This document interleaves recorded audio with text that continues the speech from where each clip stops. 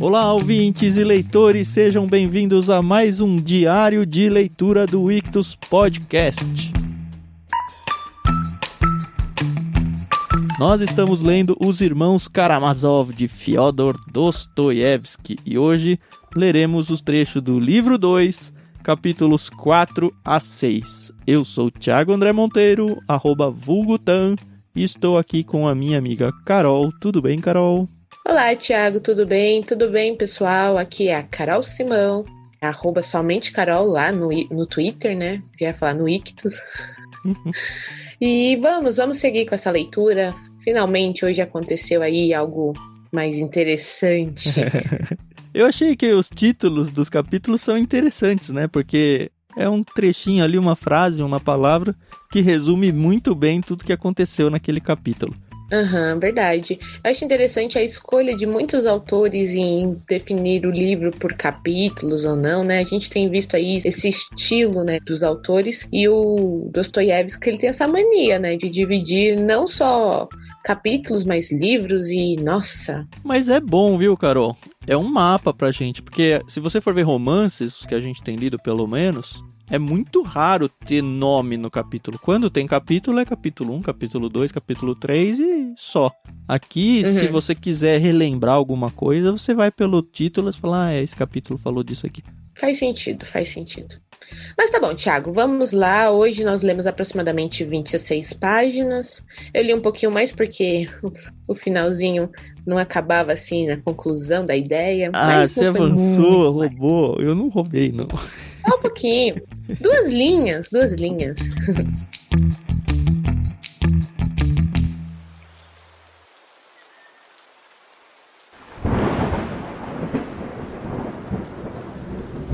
Bom, beleza, vamos lá. Capítulo 4, Uma Mulher de Pouca Fé.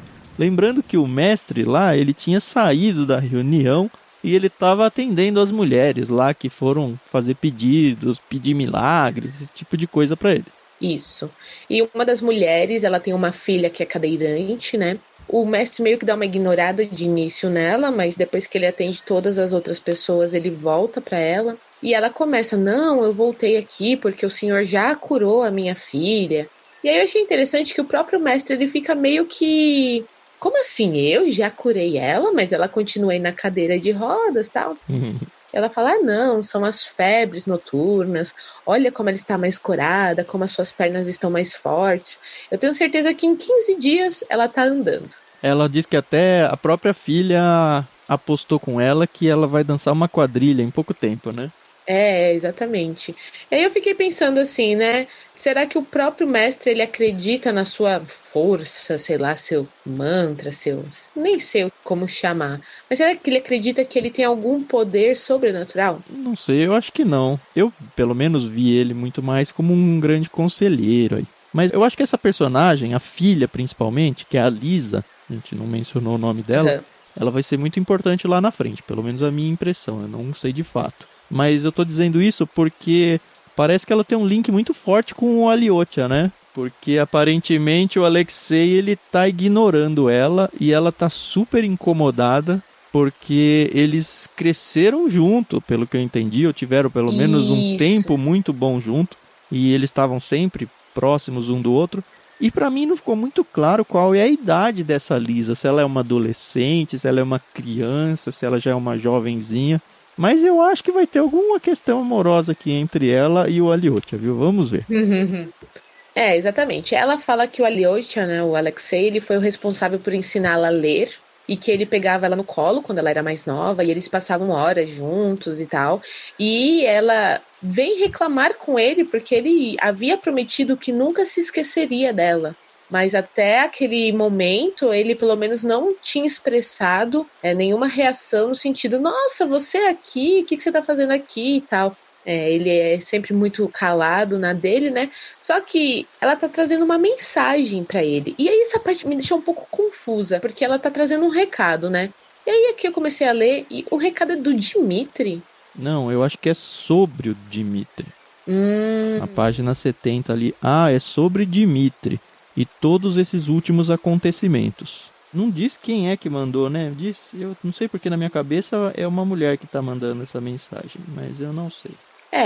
Como a gente já tinha visto, o Dmitry ele estava atrasado para a reunião, que a reunião tinha sido marcada para o meio-dia, e até aquele momento ele não havia chegado, e ele era uma das principais figuras, né, para aquela reunião acontecer, e era até uma coisa que o pai dele estava criticando e muito, né, a falta de pontualidade dele.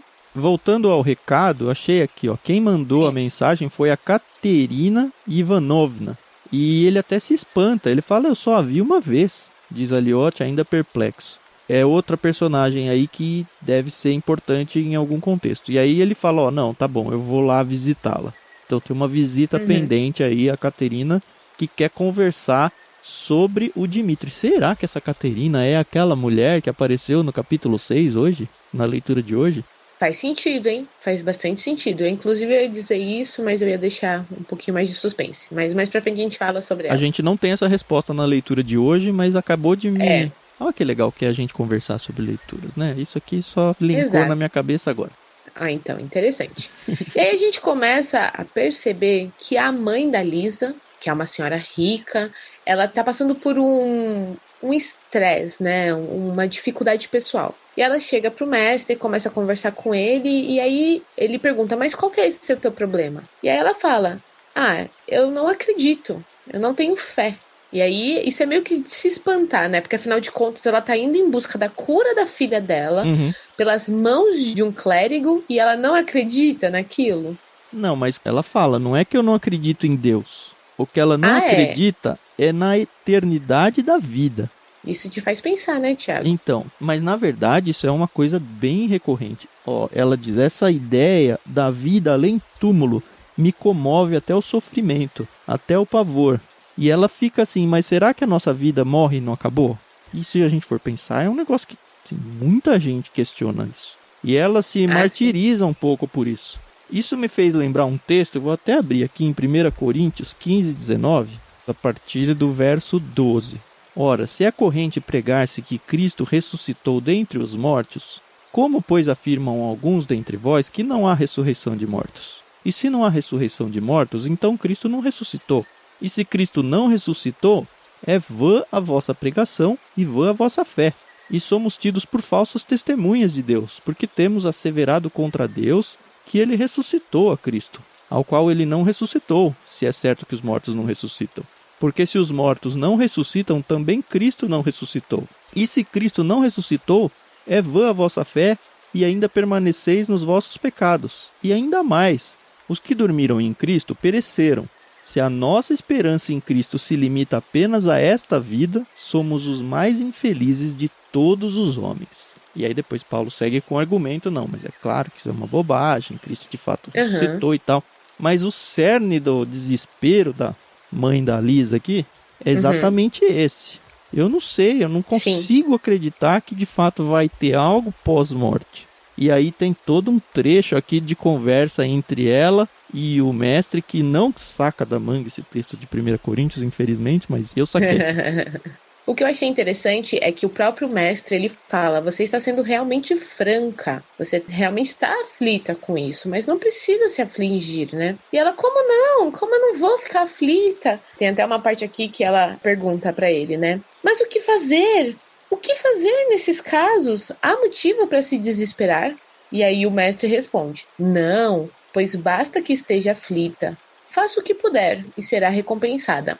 E aí, assim, isso já me fez pensar, será que ele acredita que a fé pode ser comprada de alguma forma? Aliás, que a salvação pode ser comprada de alguma forma? Eu acho que não, eu não li assim. Ele levou a coisa, pelo menos a resposta para ela. Primeiro foi uma coisa interessante que ele falou, sem dúvida, é terrível esse sofrimento e tudo, mas essas coisas não podem ser provadas. Nós precisamos nos convencer. E aí ela, obviamente, perguntou, mas como que a gente vai fazer isso, né? E aí a resposta é com a experiência do amor ativo. E aí entra um negócio que vai ser discutido bem a fundo, que é a ideia de amor ativo versus o amor imaginativo. Ele vai até explicar um pouquinho mais lá na frente. Mas qual que é o esquema? Esforce-se para amar o seu próximo com um ardor incessante. À medida que a senhora progredir em seu amor, ficará convencida da existência de Deus e da imortalidade da sua alma. Então ele fala, não dá para ter certeza. Não dá para ter certeza no sentido de não consigo comprovar empiricamente ou cientificamente isso. Mas você consegue se convencer através da ação. do amor ao próximo. E aí a gente pode entrar em questões teológicas para ver se é por aí nossa. que a gente tem que procurar ou não essa resposta, né? Isso aí é pano pra manga, né? Mas aí o que eu achei mais interessante, e assim, pra mim foi até um alívio cômico, porque realmente tava vindo assim um assunto muito pesado. E todo mundo alguma vez na vida já se questionou em relação à sua fé, né? Às suas convicções. Eu acho muito importante você se questionar, mas você ir atrás de respostas, né? E é exatamente o que ela tá fazendo. Mas aí tem uma parte que ele fala, não, vai com Deus, não se preocupe tanto com essas coisas, com essas questões, ame o seu próximo, como o Thiago já explicou aqui, e aí ele abençoa ela, né? E aí ele tá tipo que indo embora, e ela, não, mas e a Lisa? Aí o mais fala, essa aí não merece ser abençoada, não. Fica se divertindo aí às custas do Aliotia. Eu fiquei olhando, ela fica se divertindo, fica rindo da cara dele. E aí eu falei, nossa, meu Deus, não peguei essa parte. Isso aí me fugiu um pouco. Não, mas é que o Alexei ficou se escondendo e ela ficava tentando encarar ele. E aí ele ficava tem todo até uma parte aqui que fala, rubro, né, na hora de ficar vendo. Isso. Mas até explica por quê, né? Né? Então, depois ela explica que eles se conheciam da infância. Mas achei interessante, tem uma parte aqui que ele se esconde atrás do mestre e ela fica assim, olhando, quase cai da cadeira, pra perceber que ele perceber que ela tava observando, só que o Aliotia, ele também quer que ela perceba. E olha, eu vou te dizer, uma das piores coisas é você perceber que você está sendo observado. Mas o mestre depois toma partido da Lisa, né? Porque ela explica o que aconteceu, explica que o Aliotia praticamente tirou da vida dele a própria Lisa, apesar do passado que eles tiveram juntos, e que ele não queria mais visitá-las e tal. E aí o mestre termina o capítulo falando, não, eu vou mandar ele lá sem falta, e inclusive ele abençoa ela com ternura até, né?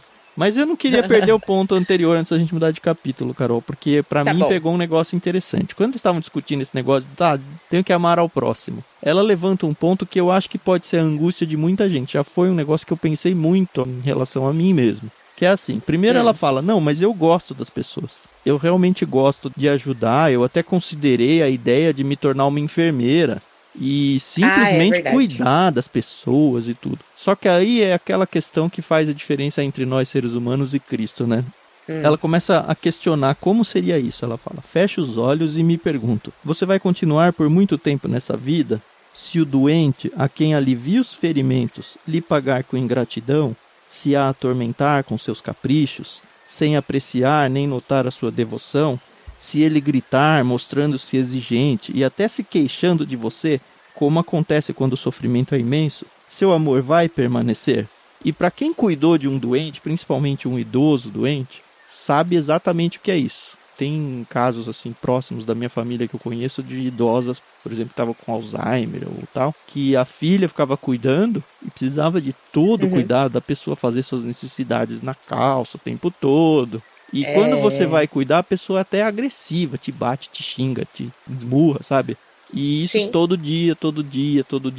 Como que é lidar com essa situação? E a resposta dela, e a mãe da Lisa aqui, ela é muito honesta, vai, com tudo que ela tá falando. Tudo bem, eu preciso dessa resposta, amar ao próximo. Eu até tenho essa questão de gostar das pessoas e tal. A questão é que ela conclui para ela mesma, né? Se há algo que pode esfriar instantaneamente esse meu amor ativo pela humanidade, é unicamente a ingratidão. Numa palavra, trabalho por um salário. Exijo-o imediatamente na forma de elogios e de amor, em troca do meu amor. Sem isso, não posso amar ninguém.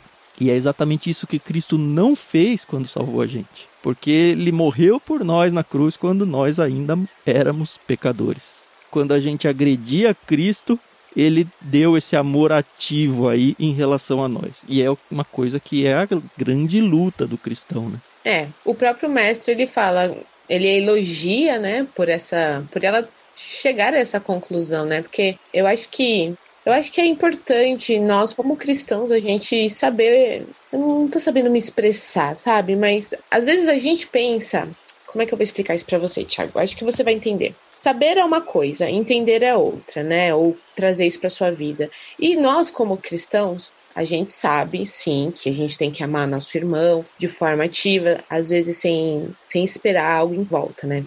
Algo de retorno. Mas a gente não quer isso. Ninguém quer só dar, a gente também quer receber, né? E Agora você me fez ficar muito pesarosa aqui nos meus pensamentos. Porque uma das coisas mais difíceis para mim, como cristã, é essa questão de me doar, sem querer algo em troca, né? E são duas frentes aqui, Carol, antes de você usar o seu exemplo. Uma coisa é a gente se doar sem querer nada em troca, o que já é difícil por si só. A outra é a gente se doar e ainda ser sacaneado por isso. Que não é a neutralidade de retorno, é parte ruim de retorno. Eu vou dar um exemplo que pode parecer muito egoísta para quem ainda não experimentou a maternidade e a paternidade. Eu amo meu filho incondicionalmente. Eu sei que Deus me ama incondicionalmente. E o meu filho me desobedece, e ele tem 1 ano e 10 meses. Ele me desobedece, às vezes ele grita comigo, óbvio que depois rola disciplina, mas que eu tô falando que ele tem essa ação comigo. E mesmo assim eu continuo amando ele. E é natural, incondicionalmente. Né? Super natural. Pra mim, até lendo o início do livro, quando a gente vê que o Fyodor aqui esquece dos filhos, eu achei isso assim muito absurdo, mas a gente sabe que é isso mesmo, né? Mas quando eu vejo um lugar como, por exemplo, a Missão Sal, e eu vou citar a Missão Sal porque é algo que eu vi e eu vivi por um dia, essa doação que a gente vê de certas pessoas, ela me faz pensar muito. Porque uma coisa é eu ir lá, visitar, ter uma refeição, rir, que legal, conhecer as instalações, orar ali por eles. A gente pegou um dia bom ali, né? Então, estava ensolarado, as pessoas estavam de bom humor, a comida estava gostosa e foi legal. Mas você imagina você viver aquilo todos os dias? O próprio pastor Macarrão, ele deu exemplos de pessoas que chegavam ali e eram super bem cuidadas e por causa dos vícios acabavam roubando, sei lá, eletrodomésticos. Ele falou que os casos foram poucos e graças a Deus. Mas a gente sabe que quando você decide se doar... Uma pessoa que foi cuidada e levou a TV embora, né? Exato. Quando você decide se doar, e eu tenho um exemplo muito vivo dentro da minha família, um ente querido, ele cuidou de outro parente e depois ele foi muito maltratado por esse parente que ele cuidou. E é muito triste. Então, realmente, se parecer com Cristo não é fácil. A gente fala, não, temos que ser pequenos cristãos, né? Pequenos cristos. Mas o dia a dia cobra muito. Mas é a diferença, né? Entre nós e Jesus. E é a meta, né? Como viver fazendo isso, olhando para o céu, né? Se você olhar para o lado, a solução vai ser essa. Eu só trabalho em troca de um salário, entre aspas, aqui, né? E eu não vou fazer nada de graça. Não tem almoço grátis. Eu vou ajudar uma pessoa, mas eu espero que essa pessoa retribua para mim. Exato. Você fica me devendo essa, né?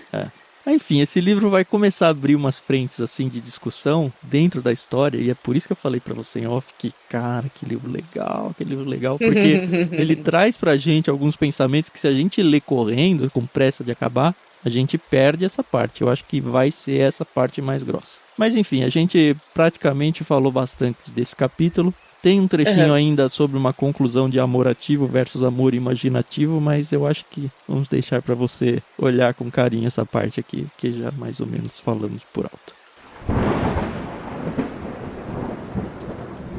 Bom, começamos então o capítulo 5. O título desse capítulo é Assim Seja. Aí a gente percebe que o mestre ele voltou para aquela reunião e fala que ele ficou fora mais ou menos 25 minutos.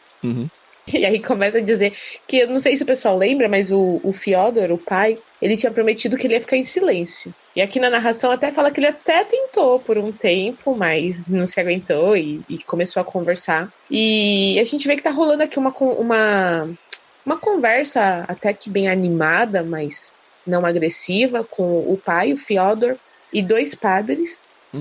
O Ivan, nesse momento, assim, eu até... falei, o Ivan tá aqui, porque até o final dessa parte que a gente leu, o Ivan não se pronuncia, que é o filho do meio, né? É o inteligente ateu, né? Melhor se manter calado mesmo, né? E aí tá falando sobre aquele artigo ainda que o Fyodor tinha falado, né, lido, que ele tinha questionado nos capítulos anteriores, né? O artigo, pelo que eu entendi, é do próprio Ivan que eles estão discutindo. Do Ivan ou do Fyodor? Do Ivan.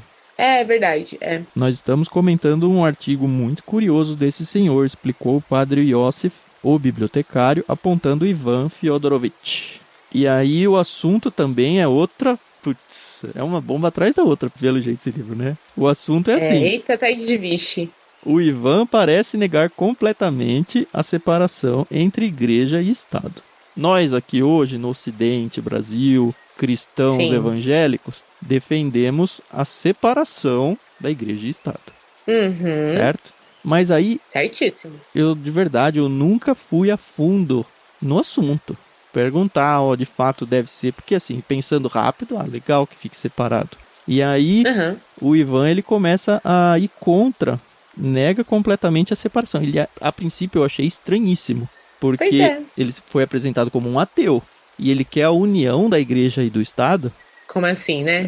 Então, na verdade, o Ivan, ele tá refutando um artigo de um outro cara que não apareceu aqui. E aí ele diz, objeto-lhe, esse cara, contrário a esse outro artigo, que a igreja, ao contrário, longe de ocupar apenas um lugar no Estado, deve absorver todo o Estado.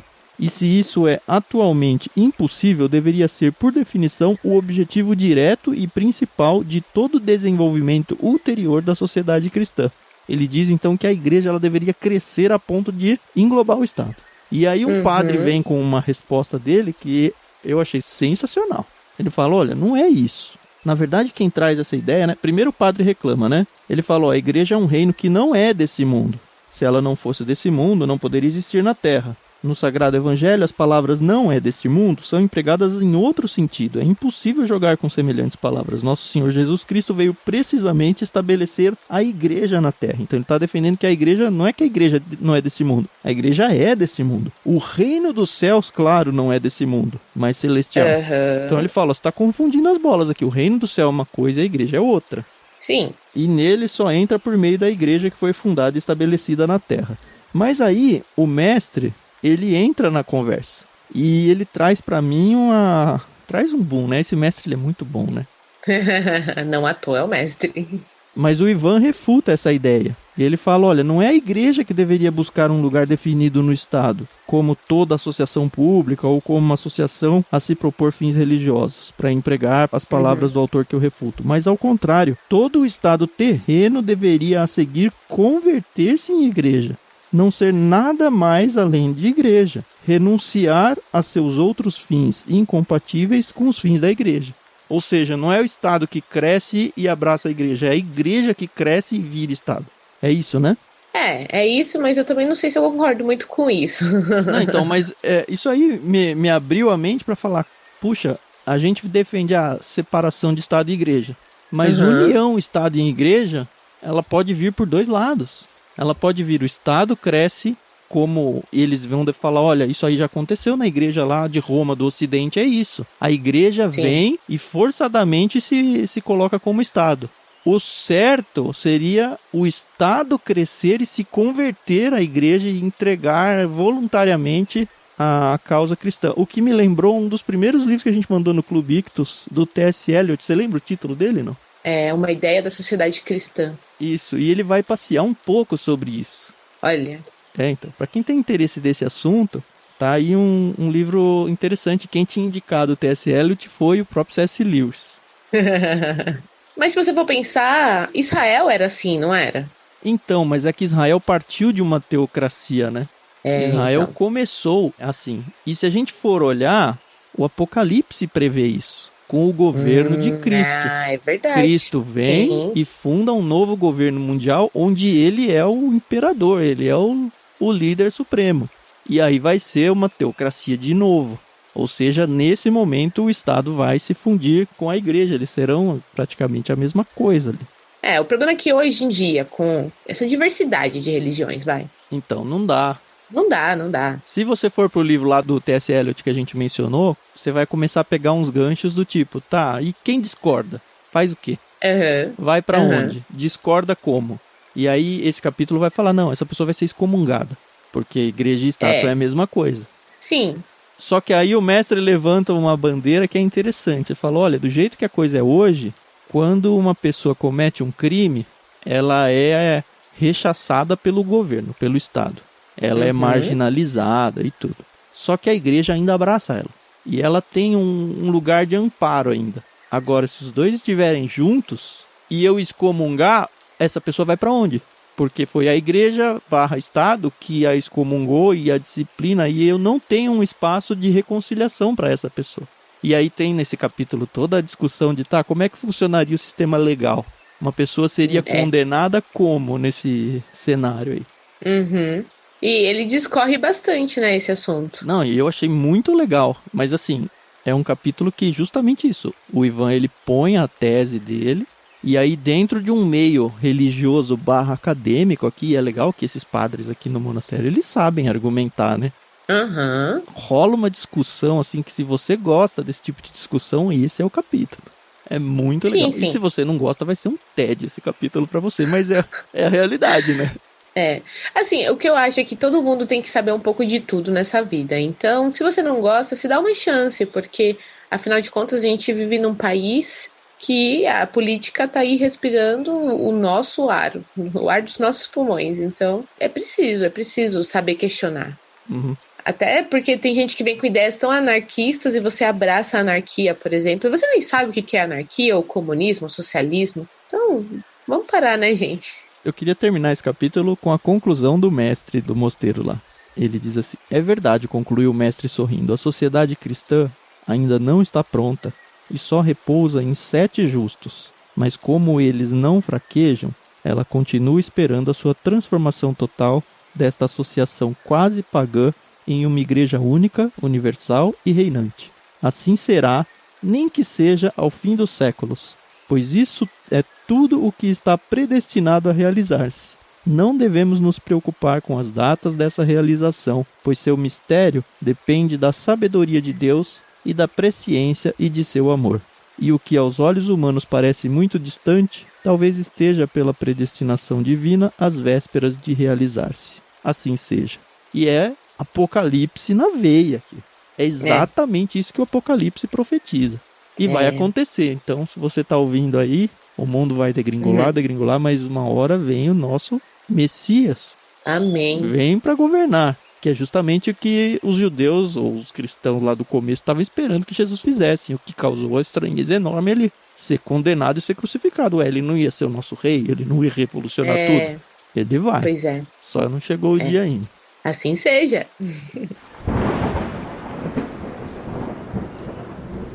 No meio de toda essa discussão maravilhosa, gostosa e super produtiva, eis que surge um novo personagem. Novo mais ou menos, né? O Dmitri chega, é isso, né? É o novo personagem daqui do momento, isso. Né? O capítulo termina assim, né? Mas antes que o Piotr Alexandrovski, sei lá o que, encontrasse uma resposta, a porta se abriu e Dmitri entrou, bastante atrasado. De fato, já não era mais esperado. E sua chegada repentina provocou, a princípio, certa surpresa. Isso abre então o capítulo 6. Por que existe um homem assim? Quando eu li o título eu falei, vai ser o Fyodor de novo, né? Vamos ver. Então a gente descobre aqui, primeiro, uma descrição de quem é o Dmitri, e não só de quem é, mas da sua aparência. Então a gente sabe que ele é um oficial já aposentado, né? Ele usa os uniformes, ele tá super bem vestido. E ele fala que ele foi enganado, né? Que falaram pra ele que era às 3, não às 2. Que era às 13, não ao meio-dia, né? Às 13, E por isso que ele tá atrasado. Porque, afinal de contas, gente, não faz sentido. Ele é o maior interessado, né? Interessado da reunião. E como assim ele não chegava? E aí ele veio com essa explicação de que, eu recebi e vieram me dizer, antes disso aqui começar, que ia ser a 1, não meio-dia. Por isso que eu tô atrasado, mas me desculpe e tal. Ele é o único que beija a mão do mestre, né? Lembra que ninguém tinha beijado? Ele chega, beija e ele se curva diante do pai, o que causa uma estranheza em todo mundo, inclusive no próprio pai, né? Mas ele mesmo fala, né? O senhor é meu pai, então o senhor merece aí a minha honra, né? O que eu achei bem legal, né? Porque, enfim, é legal. Aí tem um trechinho do Piotr tentando encerrar a conversa anterior, né? Porque ele só ficou quieto, não participou, mas ele estava irritado com o Ivan. Muito. E já percebi que o Piotr é aquele cara que traz as novidades, os ares frescos do Ocidente para a conversa. Porque ele é da França, que isso, que aquilo, e aqui a gente tem que lembrar que eles estão na Rússia. Isso. Então ele traz isso e ele falou, há muito tempo o liberalismo europeu em geral e até mesmo o nosso diletantismo liberal russo muitas vezes confundem os resultados finais do socialismo com os do cristianismo. Isso aqui foi uma resposta do Ivan, porque o Piotr estava tentando levar o assunto para esse lado, né? Ele quer encerrar o assunto, né? Falando, esse negócio do cristianismo e do socialismo, eles são muito próximos. E o Ivan fala, o pessoal do Ocidente gosta de pensar isso, mas não é por aí não.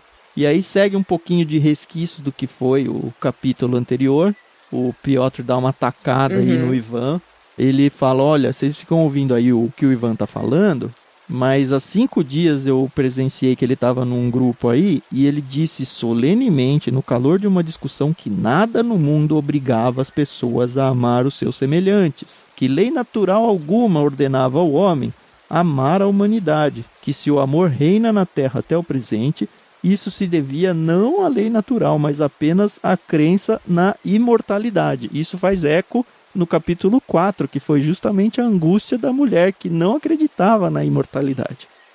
O Ivan acrescentou ainda que essa é toda a lei natural, de forma que se você destruir no homem a fé em sua própria imortalidade, não apenas o seu amor vai cessar, mas também até mesmo a sua força para continuar a viver nesse mundo. E é exatamente o que tinha acontecido com a mulher lá atrás. E aí rola uma discussão ferrada sobre esse assunto aí. E isso o Dmitry se mete meio que... Cheguei agora, mas tá perdidaço. E aí começa a querer dar a opinião dele, mas aí o pai dele chega e fala, pá, fica quieto, cala sua boca, você tá todo errado aqui. E aí, finalmente, eu acho que vale a pena a gente entrar nesse ponto. A gente entende porque a reunião foi convocada e o que vai acontecer ali, né? Graças a Deus, não aguentava mais. Que é discutir a grana, né? E a gente percebe que o Fyodor, que é o pai, ele tá tentando convencer todo mundo de, não, na verdade ele me deve dinheiro, isso já tinha sido dito lá no começo do livro. Isso. Eu vou conseguir comprovar pra vocês aqui de tudo que ele já me pegou muito mais do que ele deveria e tal.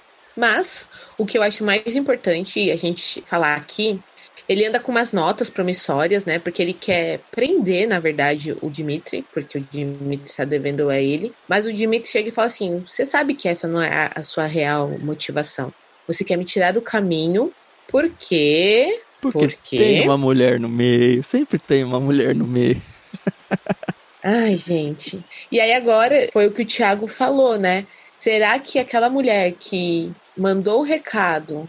Nem lembro o nome dela. Acho que era mas que mandou um recado pela Lisa. Isso. Será que é ela, essa mulher?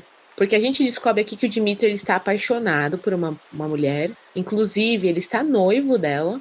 E ele fala, aqui não vale nem a pena eu falar o nome dela, porque a sua alma é tão sublime, ela é um ser tão celestial que ninguém aqui é merecedor de falar o nome dela. Só que o pai dele, o Fyodor, também está apaixonado por ela.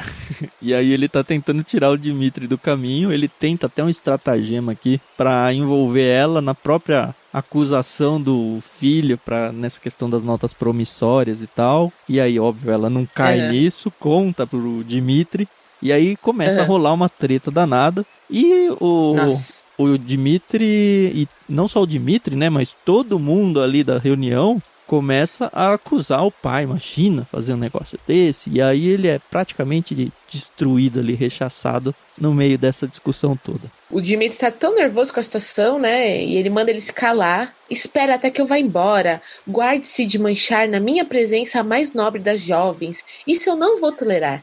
E aí o Fyodor fala, Mitya, e a bênção paterna, o que você faz com ela? Se eu o amaldiçoar, o que lhe acontecerá? E aí ele, seu comediante sem vergonha. E aí fala, é do seu pai que a gente tá falando, do seu próprio pai. E aí a gente vê que vai pegar fogo o negócio. Se alguém não intervir ali naquele momento.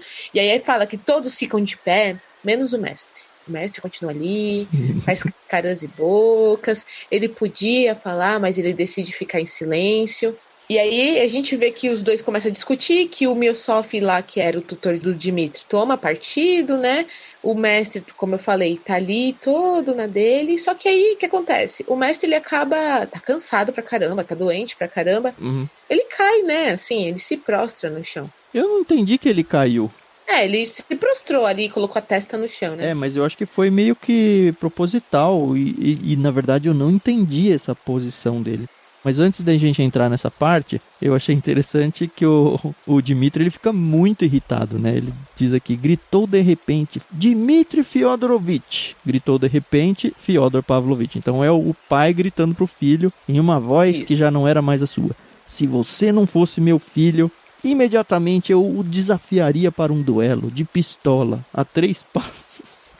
Ai, nossa. Gente, pelo amor de Deus. Como resolvia as coisas quando tinha uma mulher no meio, Carol. Vamos duelar. Ah, me poupe. Você nunca teve ninguém que duelou por você, Carol? Nossa, não. Você não sonha que isso aconteça? Agora não, mas você casou, né? Sozinha. Mas quando você era solteira, assim, você não imaginava? Ai, porque estão brincando. Tem muita mulher assim hoje em dia, hein, Carol? Ai, porque eles brigam por mim. Pelo amor de Deus. Tomem vergonha, gente. Amor próprio é tudo nessa vida. Bom, o padre fica, um outro padre, né? O padre Yosef. É vergonhoso. Aí o Kalganov, que é outro personagem, né? É vergonhoso e infame. E aí começa, ai, nossa, gente. Tava cansada dessa parte. Eu pensei que ia acontecer sangue, sabe? Mas não aconteceu nada. O que fechou a coisa foi, mas essa cena escandalosa cessou da forma mais inesperada. De repente, o mestre se levantou. E aí eu já pensei, ele vai tomar o partido, né? E na minha cabeça, eu não sei porquê, eu achava que ele ia tomar o partido do pai. Do pai. E eu não sei como ele ia resolver o problema, mas só porque todo mundo estava contra, ele ia trazer uma palavra de sabedoria e resolver a coisa aqui, né? Mas enfim, não foi exatamente o que aconteceu, né? Alexei, que quase perdia a cabeça, tremendo por si e por todos, conseguiu, entretanto, ampará-lo pelo braço. O mestre caminhou na direção de Dmitri Fyodorovich, que é o filho, e se ajoelhou diante dele. Alyosha pensou que ele caíra de fraqueza, mas não era isso. Ajoelhado, o mestre se prosternou aos pés de Dmitri Fyodorovich em uma saudação profunda, precisa e consciente. A testa chegando a tocar o chão. Alyosha ficou tão chocado que nem conseguiu ajudar o mestre a levantar-se. Um frágil sorriso flutuava em seus lábios. Perdoem tudo, disse o mestre, saudando seus hóspedes em todas as direções. E eu não entendi isso, de verdade. Tanto que o próprio Fyodor, ele fala, né? Por que ele se prosternou? Seria algum símbolo? E aí, o que acontece? Sai todo mundo. Vai embora e não responde, né? Não entendi. E esse livro, Uma Reunião Extraordinária, não terminou, né? Então alguma coisa ainda vai acontecer nessa reunião. Mas lembra que lá no começo, acho que a gente nem mencionou isso em áudio. Teve um padre meio enxerido que, não, eu vou participar, eu não vou, vamos almoçar junto depois e tudo. E aí, enfim, vai rolar esse almoço, mas não tem mais clima pro Fyodor ficar junto. Mas ele vai, não vai? Não, ele fica, não, eu vou. E aí o Piotr fala, não, se ele for, eu não vou. Que não dá mais. E aí ele fala, não, pode ir você então. Ele fala assim, ó, as circunstâncias imprevistas sou eu? Retorquiu o Fyodor. Veja, meu padre, Piotr Alexandrovich não deseja mais a minha companhia. Senão não faria tantos pedidos. Vá, Piotr Alexandrovich, e bom apetite. Sou eu quem vai se furtar a refeição, e não você. Volto para casa, lá poderei comer. Aqui me sinto incapaz, meu estimado parente. E aí ele fica tudo irritado porque chamou, não sou seu parente nada, eu nunca fui, seu sujeitinho vil e tal. Mas aí fica todo mundo, mas ele vai embora mesmo? Aparentemente ele vai, o Ivan fala, não, eu vou ficar, eu fui convidado, o que também incomoda o Piotr, porque ele fala, termina o capítulo assim, né? A forma como acaba esse capítulo é sensacional, né? Mas todos foram almoçar. O pequeno monge ouvia em silêncio. Atravessando o bosque, lembrou que o padre Abade esperava havia muito tempo e que eles estavam mais de meia hora atrasados. Ninguém lhe respondeu. Miossof olhou para Ivan com um ar de ódio. Ele vai almoçar como se nada tivesse acontecido, pensou. Um cara de pau e uma consciência de Karamazov. É isso aí. É isso aí. E aí vai rolar esse almoço, não sei o que vai acontecer, essa é a leitura para o próximo dia.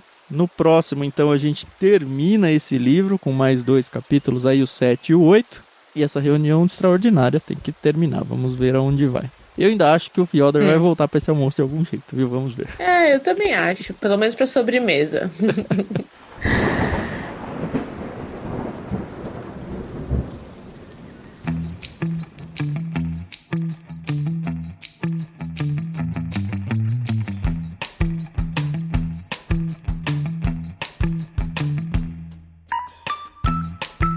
Bom, é isso, é um livro bem mais pesado. abre assuntos que a gente não costuma ver em livros de romance assim, mas ele é muito filosófico e eu tô gostando. É um livro pra ler com bastante atenção. Isso. É pra ler como a gente tá fazendo, devagar. Devagar, pensando. Exatamente. E se você tem algo a contribuir na nossa conversa aqui, deixa aí nos comentários lá do Telegram. Se você quiser marcar a gente em redes sociais, @Clube Ictus em qualquer uma. E vamos conversando sobre essa leitura. É isso. Isso aí, pessoal. A gente volta aí no próximo episódio. E vamos lá. Não vamos julgar aí todo esse livro só por esse iniciozinho. A Carol tá incomodada, que é pesado, legal. Né? É pesado, mas assim, te faz pensar mesmo, é o que o Thiago falou. É um daqueles livros pra esticar a gente, esse aqui, com certeza. Sim, com certeza. Mas tá valendo a pena. A gente se encontra no próximo episódio. Até mais, pessoal. Tchau, tchau, galera. Até mais.